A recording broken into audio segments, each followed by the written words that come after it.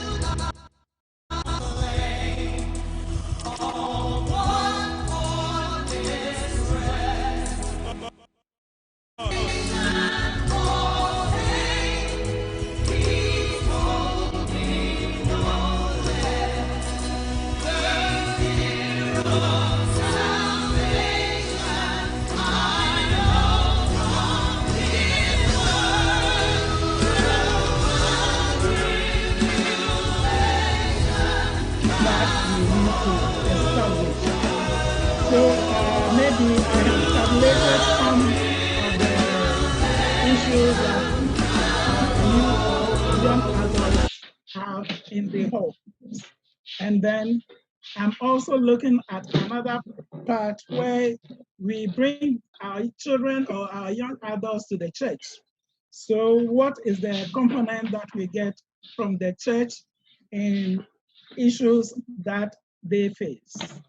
So broadly speaking, I find that this question of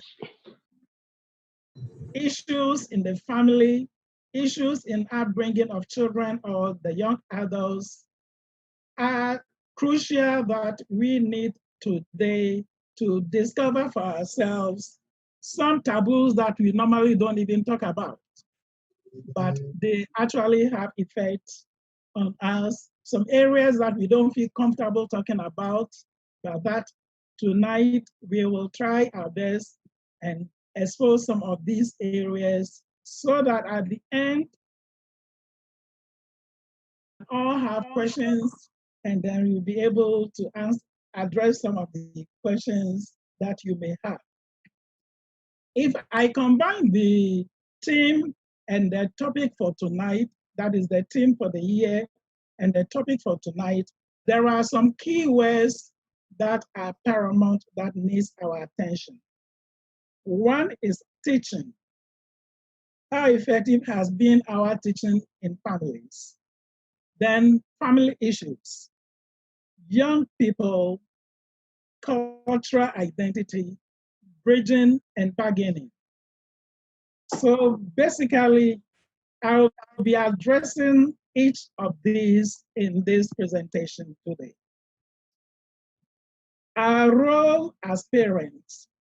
The child's values are rooted in the style of parenting. Every home is different, so that we all come together with our baggages that really at times becomes a problem. And for that reason, it's important for us to see how we are going to be able to do justice to the topic. And again, I want to limit our discussion to the Ghanaian Christian parent in diaspora, so that it won't be necessary just every other area. I'm narrowing the gap so that we'll be just discussing issues about our Ghanaian component in diaspora.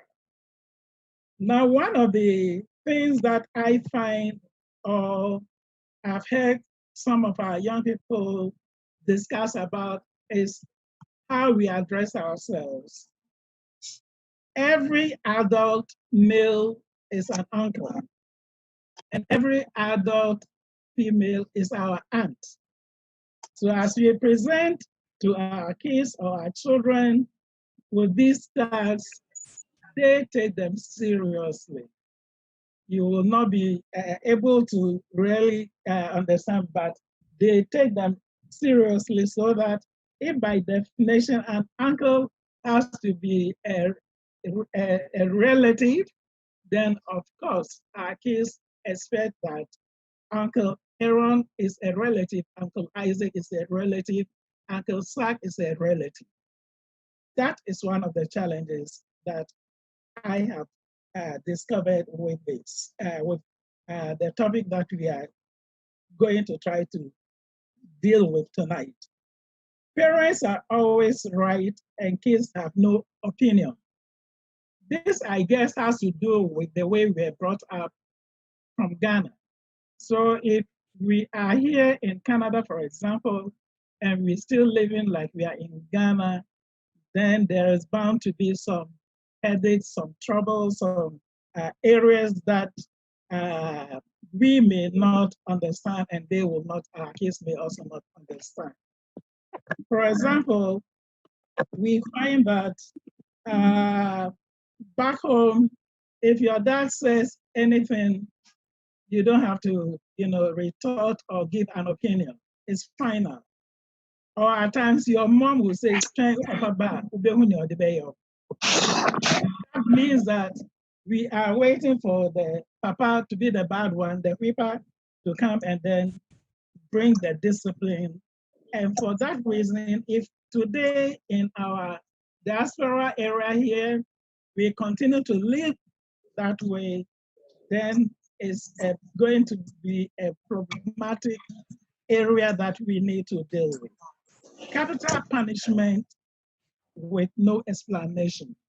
In fact, at times the punishment I man, just punishment. Yes, before now the punishing at the end of the day, you did nothing to solve that problem. Rather, you are inflicting some pain, hoping so the pain will get them to be on track.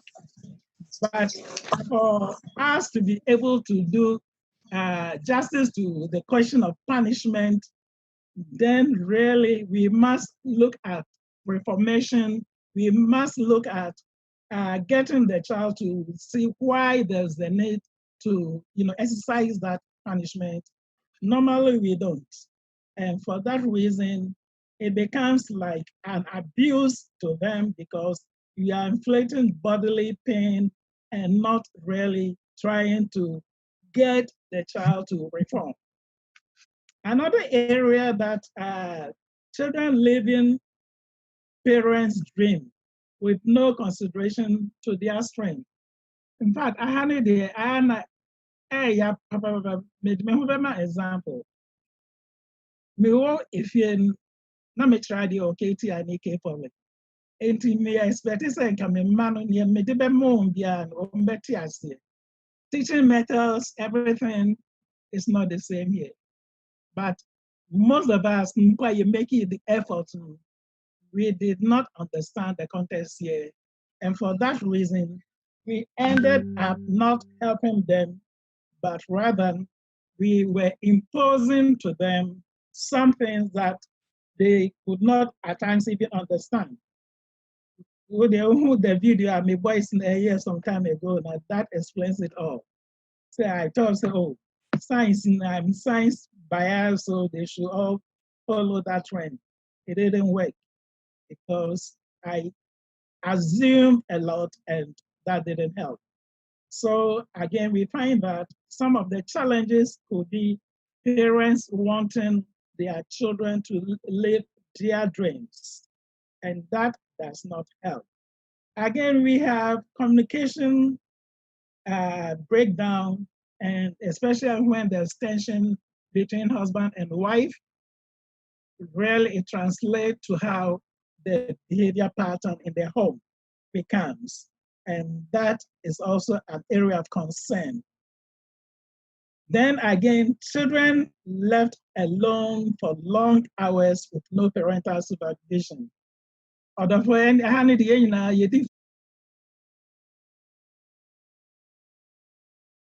But some of us nearby, see about 5 years near back.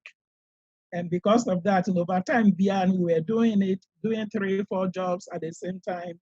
But it's kind of cramped. We didn't see how we manipulated the sticker that came in our way.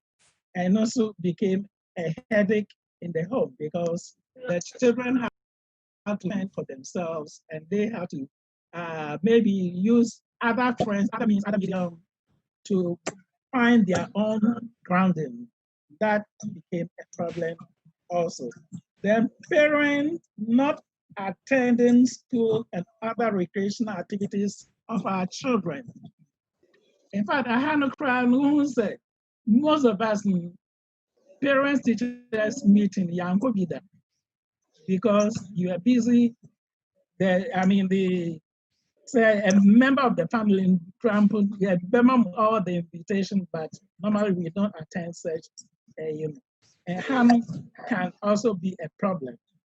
And I will just want to pause at this point and then ask if there are other problems that I have not touched so far, so that maybe you can jump in at any time and also share your experience. These are just a few of the points that I jotted concerning problems that our young adults or our children face in the homes. Moderator, please, I guess I will just pause here and take some of the contribution questions, and then maybe we can ask Auntie Teresa to take it up from this point so that I don't cover almost every area that we need to go through.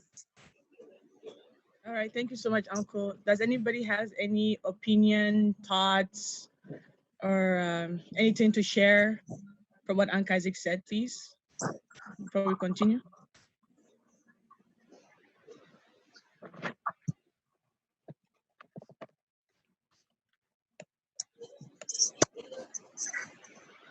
If there are some problems, I think Sister Josephine has something to say, please.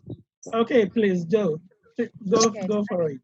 All right, thank you so much, and thank you for a nice speech. We appreciate that a lot. I just wanted to find out. Actually, I can't hear. Oh, okay. Now it's good. Okay, great. I wanted to find out when in your speech you did mention how parents treat their children, Ghana, the expectation of a child, and saying so it's kind of a bit different. And so I wanted to find out to say why do we see the difference, and what makes it so hard for parents not to accept and I say get along with the things but rather no, they insist to say the treatment we go your parents they might or if you know should be the same way Mary. Okay, thank you for that question.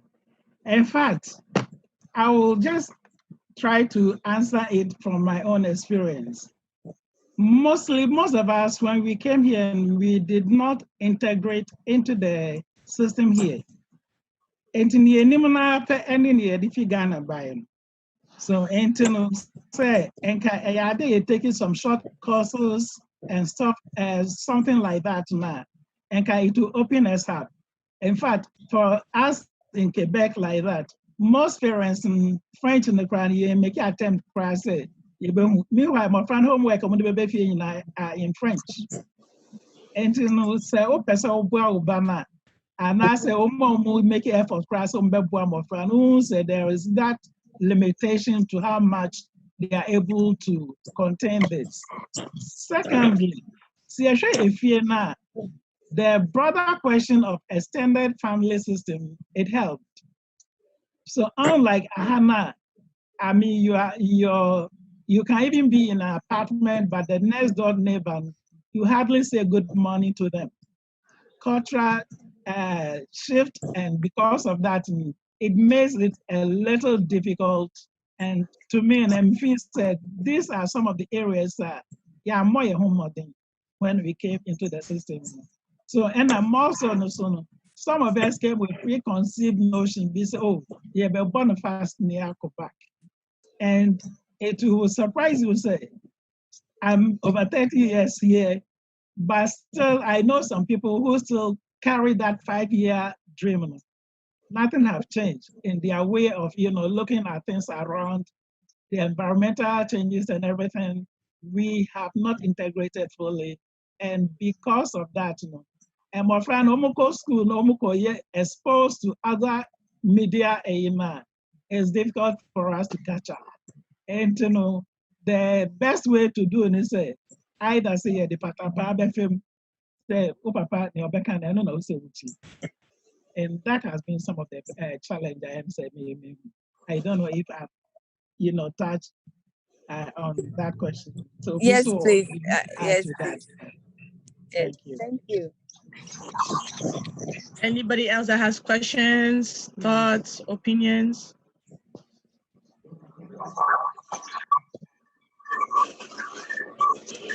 All right, thank you so much, Uncle. So now we'll move to our second speaker. Our mother, Auntie Teresa, will talk to us as well. Auntie, it's your turn, please. Thank you, Sisi. First of all, I would like to say thank you to MYF for the opportunity given to me tonight to be part of this special celebration, Young People's Week. To our godliness. Amen. The theme for tonight is said, teaching everyone to live like Jesus Christ, being disciple, like disciple.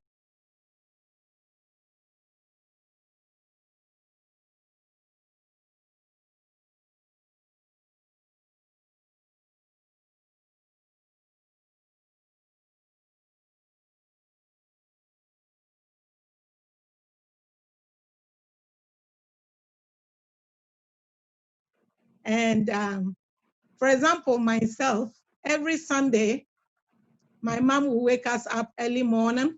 Everybody will take a shower, and then she will prepare some Milo and a slice of bread for us to eat as breakfast. And we have to walk like 8 blocks away to go to church. And you have no right to say you're not going or making an excuse like, I don't feel well or I'm sick, so I'm not going. My mom won't give you food for the day. So every day we have no choice but to go to school. And also we were like Presbyterians. So some of the teachers in school, they are the ones that come to the church to be the teachers. So they give us like a numbers. And so they know who didn't come and those who came. So Monday, as soon as we go to school, they call by the numbers. And if you didn't go to church the past Sunday, then they punish you. So it pushes us for us to go to church every day. And as Uncle Isaac said, my mom was like pretty much in our life because of the nature of our father's job. My father was a timber contractor, so he always on the road busy. So my mom was like a single parent to us.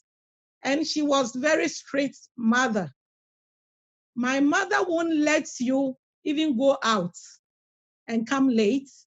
My mother won't let you skip school. She was so strict on us.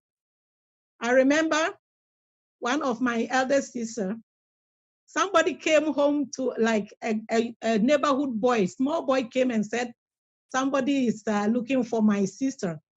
So when the person came, my mom was like, who? He said that somebody is at the back of the house. He said I should come and call my sister. So my mom got up and followed the boy. And when the guy saw my mom, he just ran away. So it's like, you can't even date somebody. My mom was so strict. You have to go to school, complete your education, have a job, and she will prepare this like a wood wardrobe, standard wood wardrobe, to like a carpenter prepares something like that. And then my mom will tell you to fill up the wardrobe with cloth and hair tie. And also, she prepared for us, the wooden box, back home we call it chop box. When you go to like secondary school, you put all your food stuff inside. My mom prepared for us, and then she will tell us to fill it up with cutleries, pots and pans, all things that a woman may need to go to get married. So if you don't have those things, and even somebody come and ask your hand in marriage, my mom won't allow the person to come into the family because she will simply say you are not ready. So it's those kind of like the treatment and how my mom teaches us how to go to church and not skipping church, giving us the word of God and things like that, and the discipline. So I'm proud to say that none of my mom children gave birth out of wedlock. All of us, we are 4 girls and 1 boy. My mom have 5 children, but everybody got married before having children. And before you got married, you have all the stuff that you may need to get into the marriage. So she was like pretty good. She did a good job. But as I compared how the treatment that me and my siblings received from my mom, how my mom was so strict on us, and I compared it to, I call this generation, you know the name that I call you? I call them a computer computers world generation. You know, they are into computers and all this. They want to advance. They want to do like social media things. They are more into those things. So like they're missing the aspect of, you know, the godly side. You try your best if you have your child, because the mothers and fathers, we are already Christians. So we try our best and we put them under the word of God. We put them in, we push them in. We take them to churches, we baptize them. We do all our best to help them. But when they are little, you can control them. But as they get to some age, like being youthful age, it's like things changes.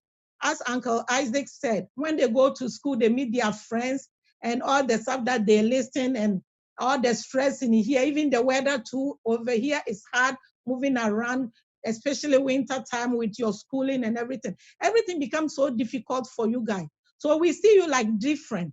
Like the way, the treatment that we got from our parents, I'm not going to say that is the best of all, but in other way, that time, I think it was the best for us. But as for your generation, we cannot say that we have to put you through although that our mothers and fathers put us through because it's the best, so we have to use that to raise you or anything. But all we are asking is have time for God. If you are a disciple, then I think you have to learn from whom the person that you are following. And whatever that you are learning, you have to know it, and then you have to teach people. That's the meaning of disciples. You learn something and you teach it others. But I think we are not seeing that in you guys, you know, as youth. You refuse to go to church. You want to do your own thing. Can you believe your son, you go to your son or your daughter's room, and then he or she will tell you, Mommy, what are you doing in my room? Meanwhile, I'm the one that rented the place for you to live in. I gave you a room. But if I go there, my son or my daughter want me out of the room because the room belongs to him or her. So a lot of things are not like the same back home.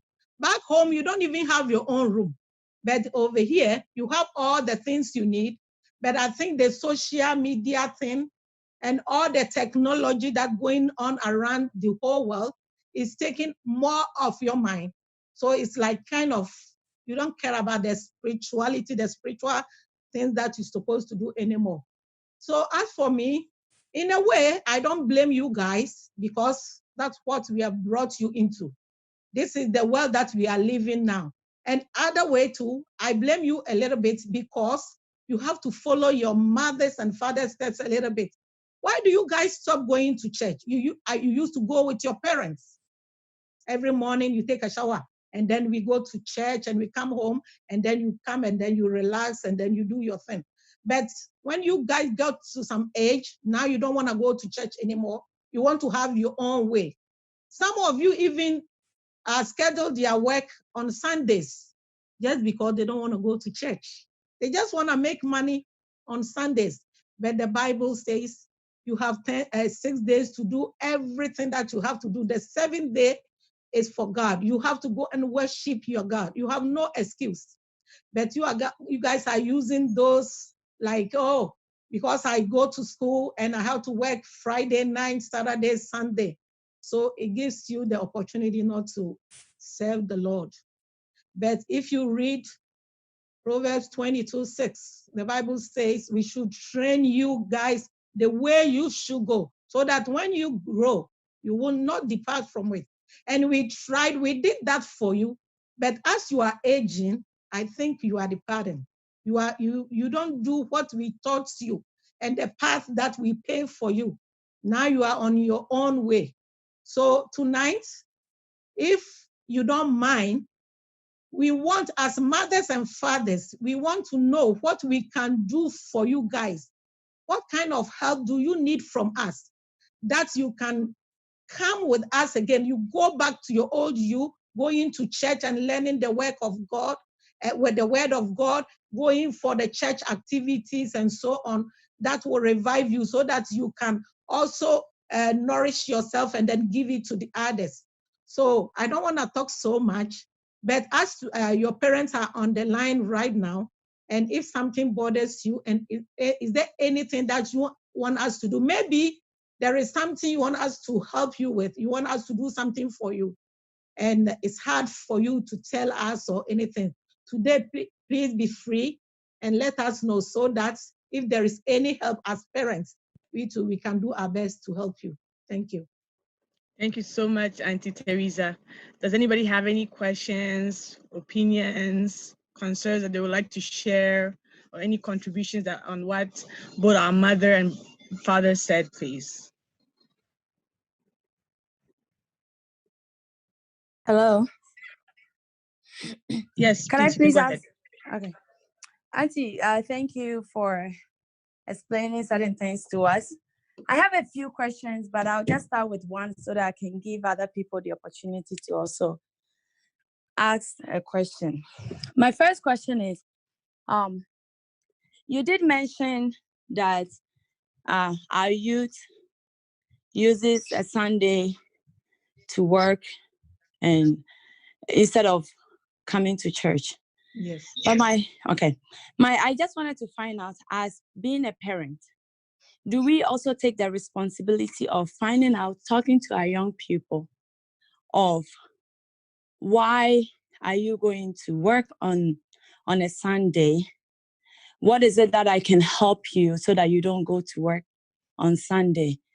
Because I personally find it to be more of a gap between parents and our generation. If we don't have that relationship with our children or our young people, it becomes very hard for us to open up. Sometimes also, it's also based on the certain things that we see our parents do does not entice us to go to church. Though we were born into Christianity, we believe that we have to go to church and worship. But there are certain things that we also observe, and it kind of makes it hard for us to take it as, are we really Christians? Are we practicing or seeing those attributes that we go to church and we hear them? So I just wanted to understand from a parent's perspective, if those things are happening and we still see our young people not following our parents to church. You know, I think some of you, like for me, because I have a youth living with me as well. So this is the answer that I get from him, like, oh, if I work for only Saturday, my hours is so small, I won't get nothing. And maybe they will fire me if I refuse to work on Sunday. These are the excuses that sometimes they give. And also, for example, if you see your mom in a way that make you feel like you don't even follow your mom or your dad or your parents to go to church because of their behavior or something, I think it should be better for you to be open up to them, because maybe your parents think they're doing the right thing. Maybe you did something and the way they handle it or the way they talk to you at home, that puts you off. So you think, oh, this is not a behavior of a Christian. So why do I follow them or my parents to church? If you don't mind, I think you should be open up, because if you are not open up, how could we know that, oh, maybe my behavior or the way I'm behaving makes you feel like not going to church, or you see me as I'm not practicing like a Christianity, the way the Christians should do. So you should try your best, open up to your parents, tell them if it's hard for you to, like if you are living with your mom and dad and you think you can talk to your mom or your dad, you can choose one of them whom you feel free to talk to and said, Mommy, Daddy, I really wanted to go to church with you, but these are the things that you are doing. If I see, oh, it makes me feel like I should stay home. Why should I follow you to go? Because I don't see anything that make me feel I should go with you, and because you don't practice the Christianity. So that's why I think it's better. It's about time. I think you are youth. You are not a baby. You can speak out. If you are behaving in a way, I think it's better you you alert us for us to know. Sometimes we do some things and we are not aware of ourselves. So there's nothing wrong telling us. Okay. Okay, I want to add to this. I believe that was going to be the second part of this very question, was going to be the second part of what I prepared for tonight. That is the church environment problems. We have some problems that really make our kids refuse to go to church. And we need to expose them so that together we can find solutions to them. Yeah. I think this is a very genuine question. In fact, truly, some do intentionally want to work on Sundays so that they don't go to church. The question is, what do they gain when they come to church? If the church environment is conducive to them, then obviously they'll be there and they'll be playing their gadgets and stuff like that. Because we have not prepared or we've not made room enough for them so that they'll feel very comfortable. Like, for example, you go to the church today and there is gossiping all over the place. And they hear. In fact, the person they were calling an aunt or an uncle, they come home and they hear you speak so bad about them, they get confused. And for that reason, they at a point where they can make some decisions, they'll tell you that, no, if this is what church is all about, I don't need it. But they will not tell you. Yeah. So that is one of the areas, the quarreling and infighting in the house of God by we, the adults, needs to, we need to find a way to address them effectively so that it does not affect the young people. Again, if you look at the programs that we give to them, at times we impose to them whatever we think is right for them. And because they are not part of whatever is being planned or presented to them, they cannot hold those things. And at times they don't understand. Let me give you one example. Some years back, I prepared some Sunday school material, the same material, and the kids will come and they will not listen to me. I gave the same material to a member of the church to do it, and it was perfect. Either my methods were not right, or maybe I've been poisoned by the parents not to listen to me, or whatever. That could be some of the problems that at times today I say we need to be frank about all these so that we can help our young adults, because these are problems we see every day in the church. And if we have all those things in the church, then surely we are not going to. I'll be better getting $20 more on Sunday than coming to church because I have nothing gaining. I'll wait for other questions, then maybe we will take it from there. Thank you. All right, do we have more questions? I see, Sister Joe, you raised your hand. Yes, and I like this discussion so much, and it's very, let me say, very important to me. And I appreciate our parents, Auntie Teresa and Uncle. I appreciate you guys so much for opening up to us, because it is about time that we get to know how our young people feel. It is about time that we come out with a strategy to help our young people come out from certain, let me say, pain or things that are preventing them from church or even participating in church activities. I like this platform so much.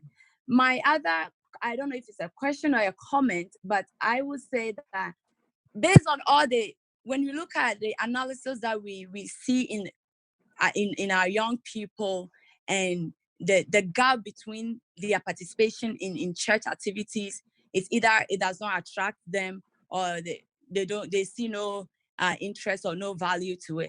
Is it a way, and also